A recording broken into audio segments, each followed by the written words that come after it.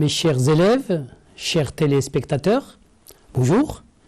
Je suis très content de vous retrouver pour une autre leçon de français dans le cadre de la 5e période, séquence 1, la correspondance.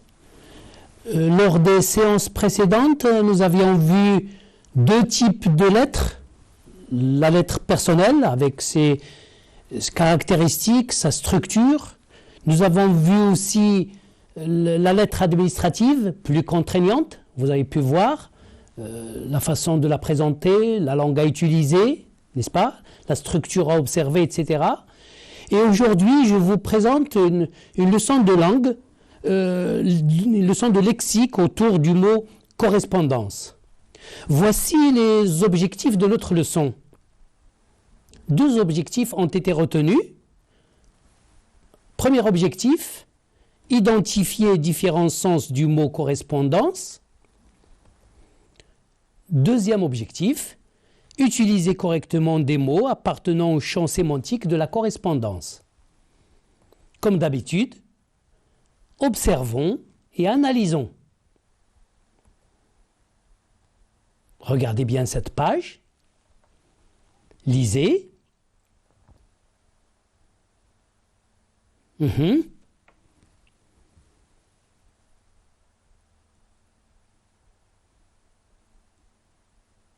Bien.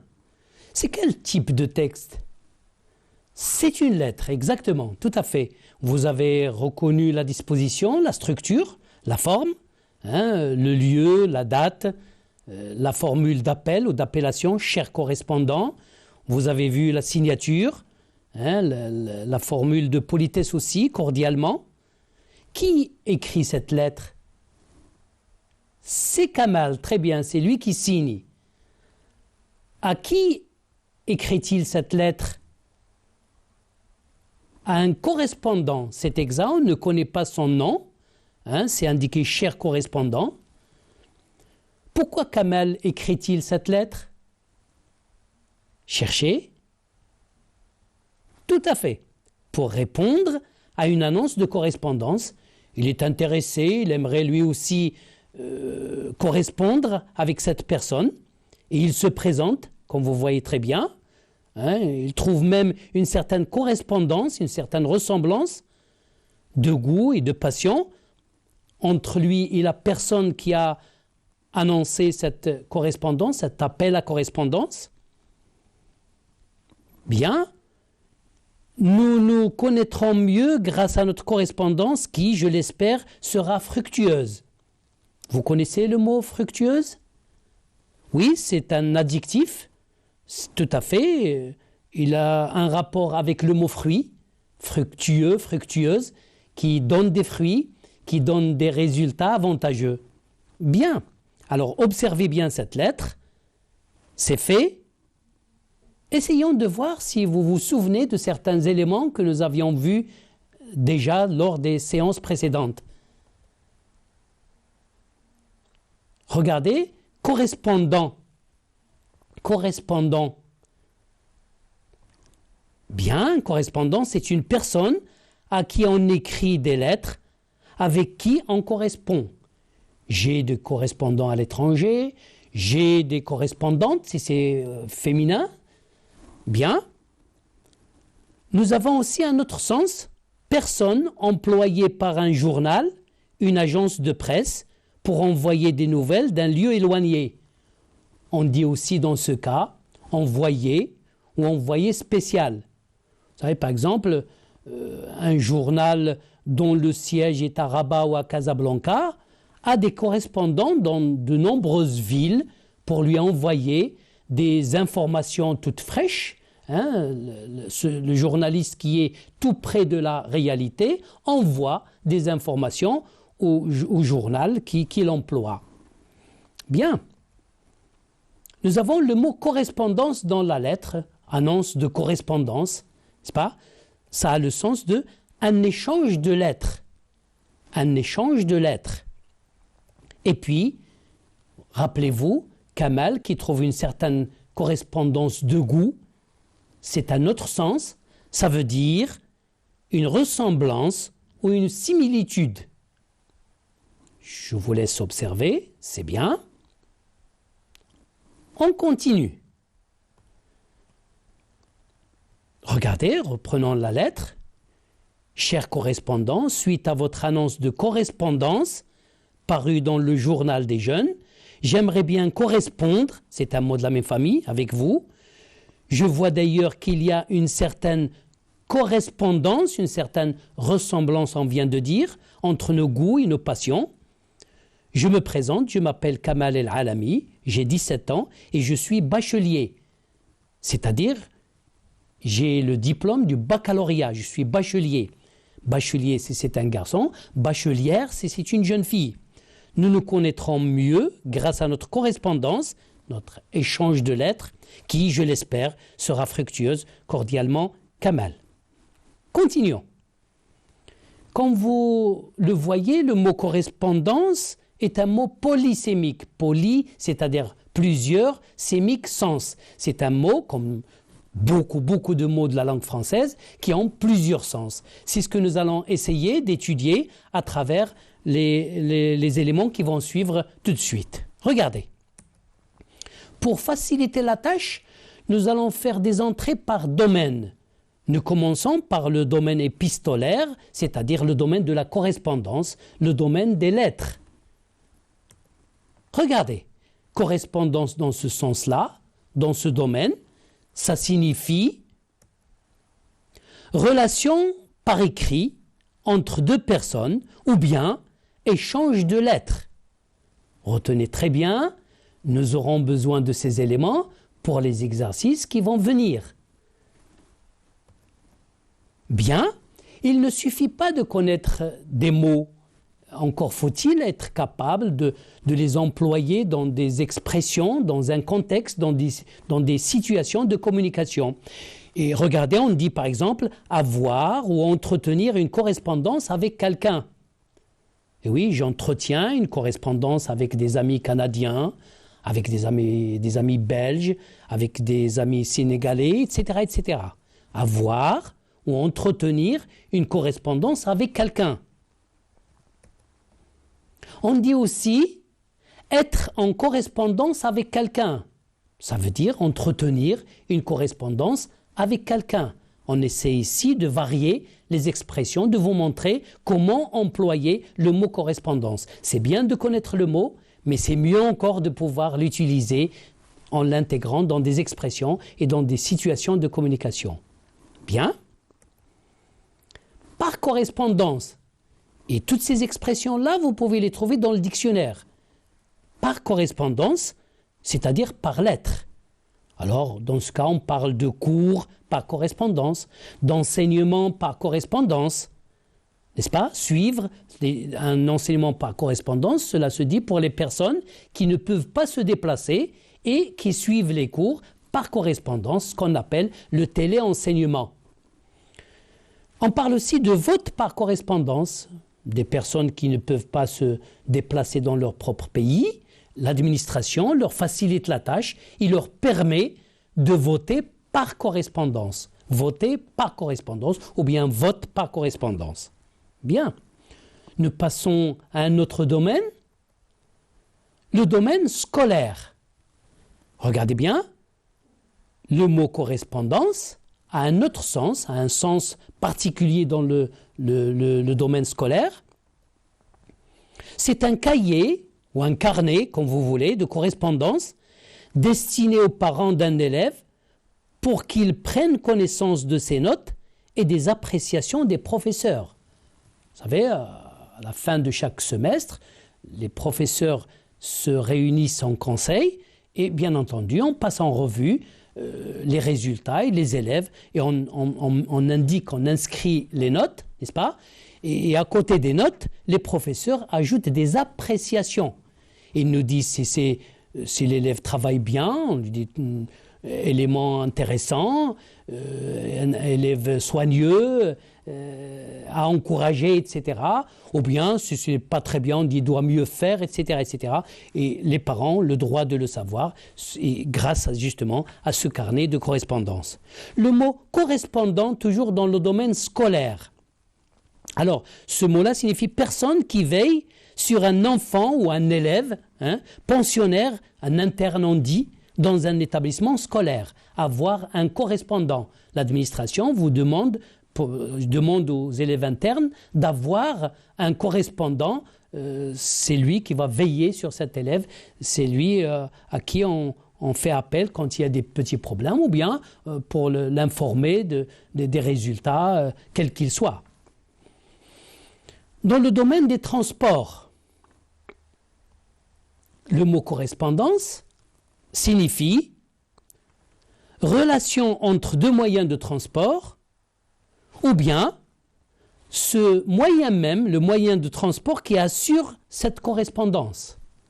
Alors, on dit, voilà une expression, un autocar assure la correspondance à la gare.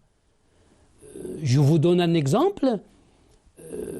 Si je veux partir de Rabat à Goulmim, je peux prendre le train jusqu'à Marrakech et de Marrakech à Goulmim, il y a un autocar qui assure la correspondance. Comme il n'y a pas de chemin de fer, on prend l'autocar et c'est lui qui assure justement cette liaison, ce relais. Bien. Dans le domaine des relations personnelles, entre personnes, correspondance signifie ressemblance, similitude, rapprochement. Et alors entre deux personnes ou plusieurs personnes, on peut dire, on constate, on remarque une certaine correspondance d'idées, comme dans la lettre, rappelez-vous Kamal qui dit, d'ailleurs je trouve qu'il y a une correspondance entre nos goûts et nos passions, correspondance d'idées, correspondance de goût, correspondance de caractère, correspondance de vision, de vue ou de point de vue. Bien. Alors maintenant que nous avons vu un certain nombre de mots et d'expressions ayant un rapport avec le mot correspondance, nous allons faire des exercices, nous allons nous entraîner, nous allons dans diverses situations de communication essayer d'employer ces mots et ces expressions. Relier le mot correspondance, je vous demande de prendre un stylo et du papier. Allez, vous pouvez faire l'exercice ensemble, c'est bien, individuellement mais aussi en groupe, ensemble. Relier le mot correspondance dans chaque phrase de la colonne A au sens qui lui convient dans la colonne B. Observez le tableau suivant. Lisez.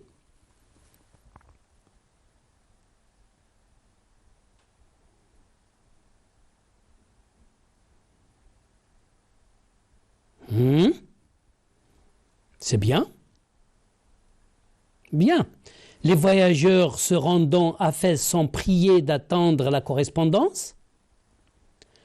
La secrétaire est chargée de la correspondance commerciale. Ces deux penseurs, ces deux savants, ces deux philosophes on peut dire, sont en parfaite correspondance d'idées. Le professeur inscrit de bonnes notes sur le carnet de correspondance. Allez, à vous maintenant. Les voyageurs se rendant à Fès sont priés d'attendre la correspondance. Oui, très bien. C'est-à-dire le train qui assure le relais, le lien. La secrétaire est chargée de la correspondance commerciale. Et oui, le courrier destiné à d'autres entreprises. Elle le trie, elle le lit, elle le classe. Ces deux penseurs sont en parfaite correspondance d'idées. Et oui, en accord d'opinion, de vision, de pensée, etc. Et le dernier, le professeur inscrit de bonnes notes sur le carnet de correspondance, le carnet destiné aux parents, comme on l'a dit tout à l'heure. Un autre exercice. Relier les phrases de la colonne A au sens qui correspond dans la colonne B. Bien, colonne A, colonne B. Cette chaîne nous donne des informations de qualité, grâce à ses nombreux correspondants dans le monde.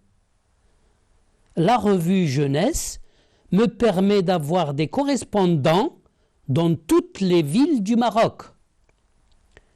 J'ai trouvé un pantalon correspondant exactement à mes goûts. Alors, première phrase, exactement. Ce sont, on l'a dit tout à l'heure, les journalistes qui envoient des nouvelles d'un lieu éloigné, d'un autre pays ou d'une autre région ou d'une autre ville, cela dépend. La revue Jeunesse me permet d'avoir des correspondants dans toutes les villes du Maroc. Exactement. Personne avec qui on entretient des relations épistolaires. On échange des lettres. Épistolaire, c'est un mot recherché pour dire échanger des lettres. Nous aurons d'ailleurs l'occasion d'en parler lors d'une autre leçon sur le type littéraire en matière de correspondance. Et puis, j'ai trouvé un pantalon correspondant exactement à mes goûts, c'est-à-dire qui convient, qui répond, qui correspond à mes goûts. Un autre exercice. Complétez les phrases suivantes par le verbe qui convient choisi dans cette liste. Dépouille, rate, entretenez. Ça va? Voilà les verbes. Dépouille, rate, entretenez. Lisez bien.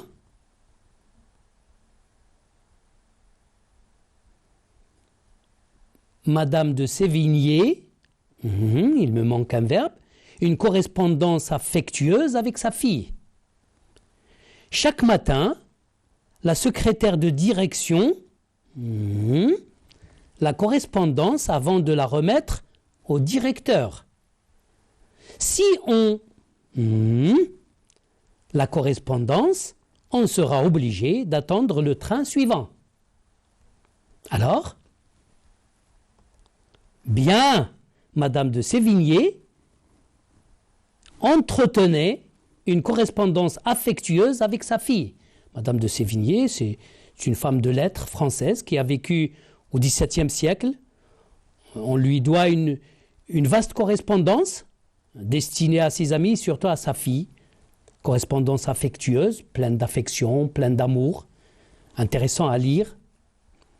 Chaque matin, la secrétaire de direction, oui, exactement, dépouille la correspondance avant de la remettre au directeur.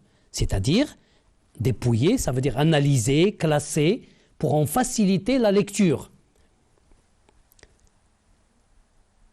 Et la dernière phrase, bien évidemment,